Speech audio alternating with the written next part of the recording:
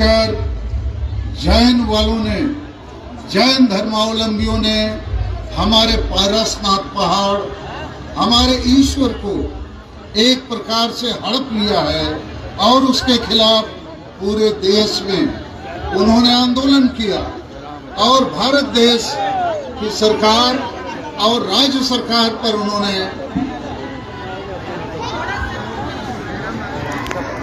दबाव बनाया है। ये हम आदिवासियों के लिए सही नहीं है।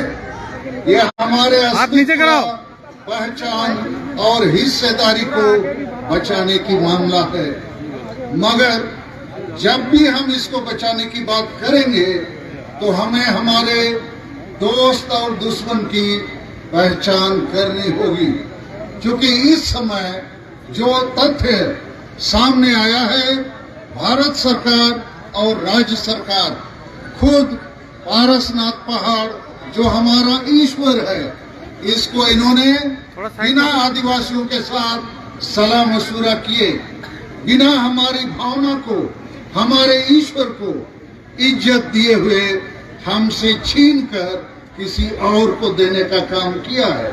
तो पारसनाथ पहाड़ ये हमारा मरम गुरु, यदि हिंदू लोगों के लिए राम मंदिर है, मुसलमान के लिए मक्का मदीना है, या ईसाइयों के लिए रोम का पोप है, उसका मंदिर है, तो ये भी हम आदिवासियों के लिए उससे कम नहीं है। और इसलिए हम इसके लिए लड़ेंगे, आखिरी दम तक लड़ेंगे और इसको बचाएंगे, नहीं तो हम आदिवासियों का अस्तित्व मिट सकता है। लेकिन इस मामले पर मैं आयोजकों से और आप तमाम लोगों से कहना चाहूंगा कि कभी कभी हम ऐसी भीड़ जुटा लेते हैं, लेकिन सही नेता, सही नीति और सही रणनीति और सही कार्य योजना या एक्शन प्लान के बावजूद के बगैर हम इस लड़ाई को नहीं जीत सकते हैं, क्योंकि लुगु बुरु हमारे हाथों से छीना जा रहा है। लुगु बुरु में हर साल कई लाख लोग आते हैं, सब पार्टी के नेता आते हैं, लेकिन लुगु बुरु में आज हिंदूकरण हो चुका है। और जैसा ये जो पारसनाथ पहाड़ मारंग गुरु, इसका जैनीकरण हो गया है, तो हम तमाम आदिवासी भाई और मंच में बैठे हमारे साथी नेताओं से भी हमारा कहना है कि हम जोरदार शेयर करें, नोटिफिकेशन ना भेजे। सही अभी मैं किसी को ऐड नहीं कर सकता हूँ। सही रणनीति और कार्य योजना बनाना होगा।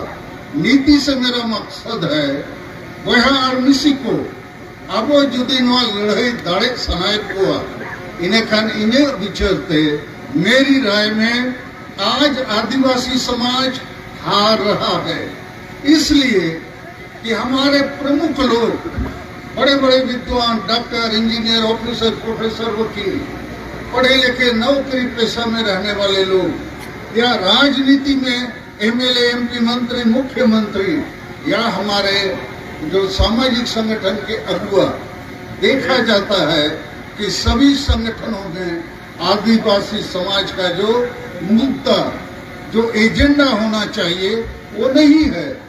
तो आदिवासी समाज का एजेंडा क्या होना चाहिए?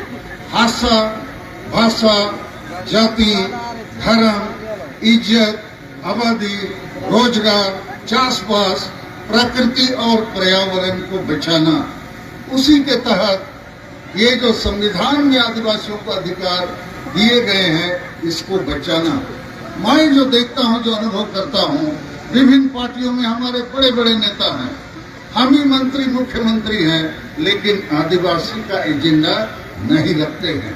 और इसलिए चुनाव आते हैं, कोई ना कोई पार्टी जीतता है, लेकिन आदिवासी समाज हारता है, क्योंकि हमारे बीच में ये एजेंडा के रूप में भाषा, जाति, धर्म आदि नहीं रहता है। दूसरी बात, हम बृहद एकता की परिकल्पना नहीं रखते हैं। छोटे छोटे संगठन अपने अपने बीच में लड़ते हैं, अपने अपने कोशिश करते हैं, लेकिन हमको बड़ी कोई चीज हासिल करनी होगी तो बड़ी एकता का परिकल्पना और प्रैक्टिस भी हमको करना होगा। तीसरी बात कि आदिवासी समाज में आज तक गांव समाज में नशापन, अंधविश्वास, डाइन प्रथा, ईर्ष्या द्वेष, आदिवासी महिला विरोधी मानसिकता और वोट को हणिया दारू चखना में बेचना, इन परिस्थितियों में आदिवासी गांव समाज में कभी एकजुट नहीं हो सकता है। और यदि एकजुट नहीं होगा तो बड़ी लड़ाइयां जो जल जंगल जमीन या मारम गुरु बचाना, लुगु गुरु बचाना, ये नहीं कर सकता है। ये जैन वाले लोग राष्ट्रीय स्तर पर इस आंदोलन को खड़ा किए और भारत सरकार और राज्य सरकार को इन्होंने दबाव में डाला और आखिर दोनों दबाव में पड़े खड़े और लिख के दे दिया कि पारसनाथ पहाड़ जैन वालों का है। अरे इस पहाड़ में आदिवासियों का प्रथम हक है, अभी भी हक है।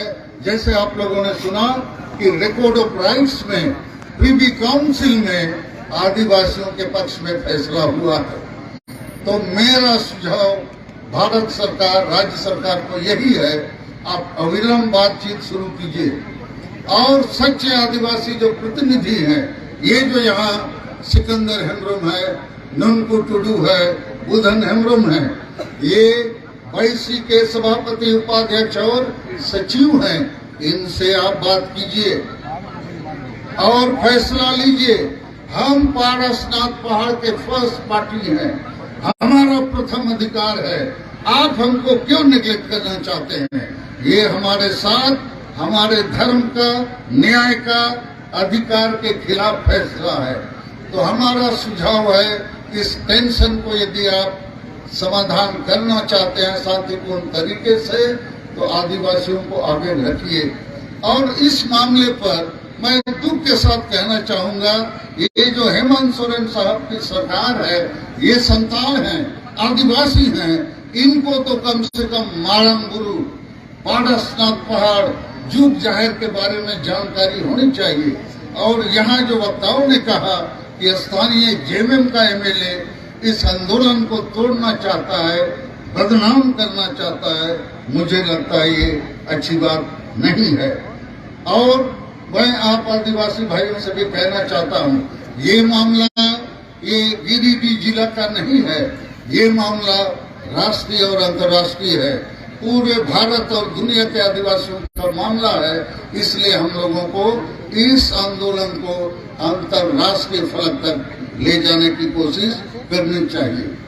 अब मैं एक दो बात आदिवासी सगेल अभियान का कहना चाहता हूँ। झारखंड और अन्य अनेक राज्यों में भारत के भीतर हमें जो संवैधानिक अधिकार मिलनी चाहिए, आज तक नहीं मिला। उदाहरण के लिए हमारा पानी थोड़ा लाना जी,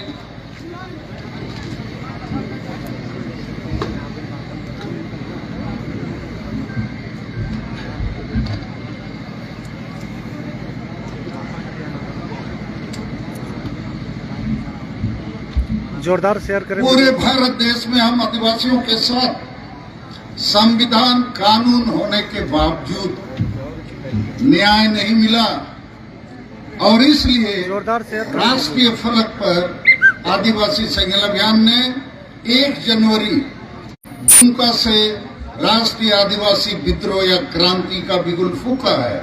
हमने कम से कम 5 मुद्दे रखे हैं जो आदिवासी समाज को फिर से पुनर्जीवित करेगा।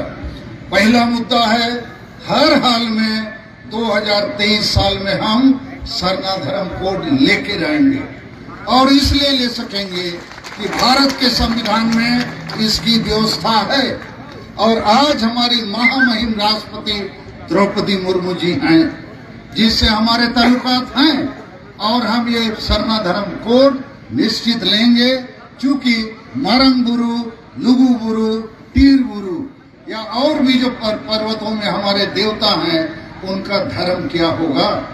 तो आज हम दुर्भाग्य की बात है इस देश में कि 75 वर्ष हो गए हमें हमारा धार्मिक मान्यता नहीं दिया गया है, जबकि ये संविधान के अनुच्छेद 25 में है। दूसरा मुद्दा हमारा है कि झारखंड एक आदिवासी राज्य के रूप में बना था बिरसा मुंडा के जन्मदिन पर। हमारे शहीदों का सपना है अबुआ दिसोमरे अबुआ राज, मतलब आदिवासी राज। तो यहाँ इसका गड़बड़ी इसलिए हुआ है कि झारखंड में संविधान और कानून लागू नहीं है। दुर्भाग्य से आदिवासी ही मुख्यमंत्री बने, जिस पार्टी से भी, लेकिन संविधान कानून को यहाँ लागू नहीं किया गया। तीसरा हमारा मुद्दा है कि झारखंड में सबसे बड़ी आदिवासी भाषा संताली भाषा को प्रथम राजभाषा का दर्जा मिलना चाहिए। चौथी हमारी मांग है, आसाम अंडमान में हमारे आदिवासी अभी तक एसटी नहीं बने हैं। और पांचवा मांग है कि हमारा जो ट्राइबल सेल्फ रूल सिस्टम है उसमें डेमोक्रेसी और संविधान को लागू किया जाए, अनिवार्य सुधार लाए जाएं।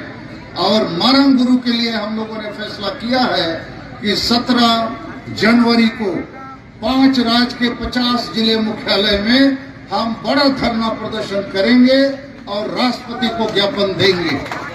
और 30 जनवरी को 5 प्रदेश के सभी जिले मुख्यालयों में मशाल जुलूस हम निकालेंगे कि मारंग गुरु और जो आदिवासियों के दूसरे अहम मुद्दे हैं उसके लिए भारत सरकार ध्यान दे।